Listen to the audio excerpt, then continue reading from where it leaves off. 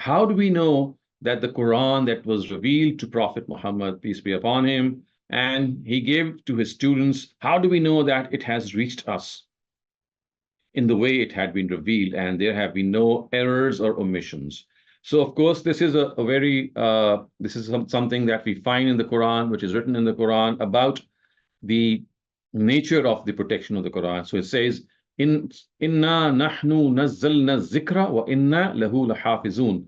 So it is God speaking here. He says, "Undoubtedly, we ourselves have sent down this reminder, and only we shall protect it."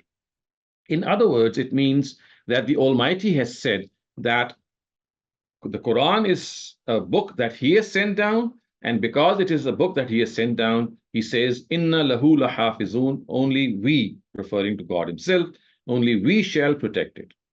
So now this is a claim which the Quran has put forth, that God is the protector, which means God will not allow anything to enter into it and also not allow anything to go out of it. And the way this happened is slightly something that you might know. So there were two ways in which the Quran was given to us. The first is called perpetual concurrence. The Arabic term for this is tawatur. You might note this down. Perpetual concurrence or tawatur means that such a large number of people transmit in every age or every stage of transmission a piece of information gathered from the senses that their collusion on falsehood is deemed impossible. Collusion on falsehood would mean that they connive or they conspire to tell a lie. That is something impossible. So, in effect, it actually means, if you look at this diagram, it's like, look at this. If you look at the first step, these are like people in the first step, and the next step you have a whole generation embracing the next generation. So if you see that just as a gauze is, interconnected to one another, with every single person of one generation is playing his role in transmitting it to the next generation and to the next generation. So that is how the Quran was transmitted en masse by thousands of people, transmitting it to thousands and to millions, and that is how it has ultimately reached us, not only in the written form, but also in the oral form. So that is what we call tawatur. This is an Arabic word. You just need to maybe memorize it. Tawatur means perpetual concurrence, which means that there are so many people in different cities, in different areas, giving you the same message or the same verse every time, that they could not have conspired because they're living in different places. Someone could have said, well, if all of them are giving the same message, then maybe they have made up. Maybe they have colluded. They have made up their minds to deceive people. But this could only have happened if they were in one place. So remember, tawatur means that they are such diversely spread. There are people in Mecca, in the whereabouts of Mecca, in the outskirts of Mecca, in Medina, in Taif, in other parts of Arabia, so spread out, but each of them giving the same verses, transmitting the same verses, while not even meeting each other. They were not together. They were all separated. It's like saying that some people are in Liverpool, others are in, let's say, in Milton, some of them are in the United States, in some distant area, and they've not met each other. But when they transmit the same Quran. So that is what tawatur is, that such a vast number of people, they transmit the same thing over and over again, and they have not met each other. Which means that separately, they have received the same message, and the same message has boiled down to us. The second method of this transmission is what we call consensus. It's called ijma in the Arabic language, and in the English language, we call it consensus, which means that each and every Sahabi, each and every companion who maybe was part of that process of transmission or not, maybe he was a partial part, maybe he was a full part, but intellectually, he vouched, he bore witness that whatever these people are transmitting is the Quran.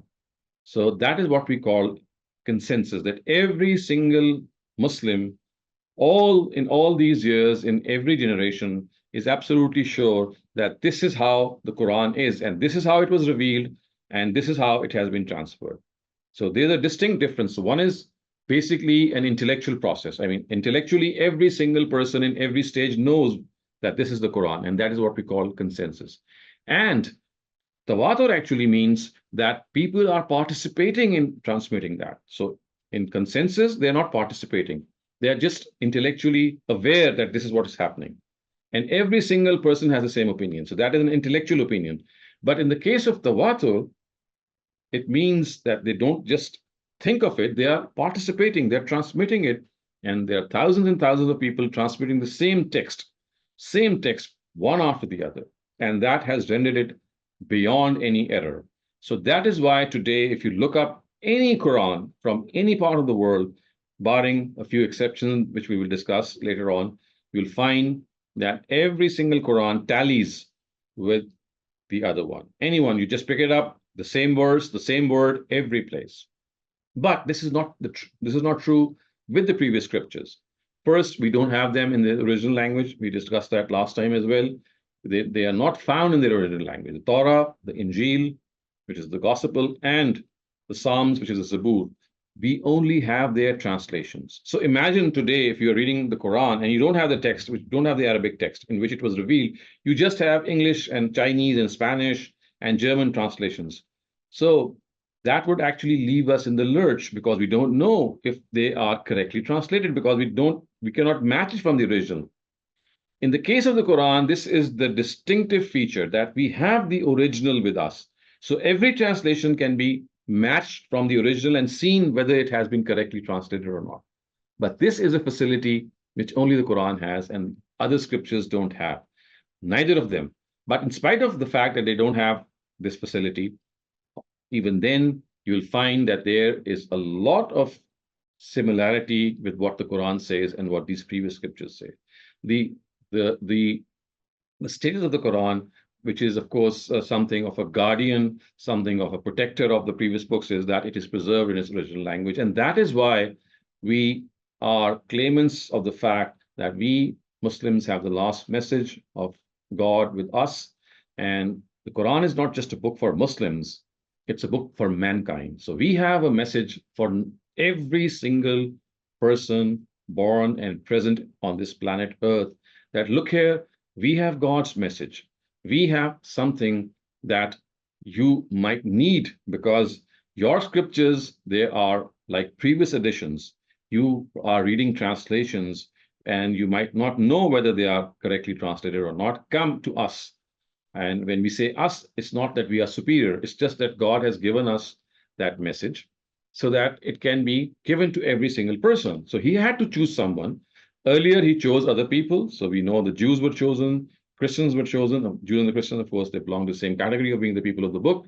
But later on, the Ishmaelites or the prophetic lineage was chosen for this purpose. And again, as I said, the purpose is not to prove their superiority, but the purpose is to say that this is a book for mankind. It's a book to be given to all the people of the earth.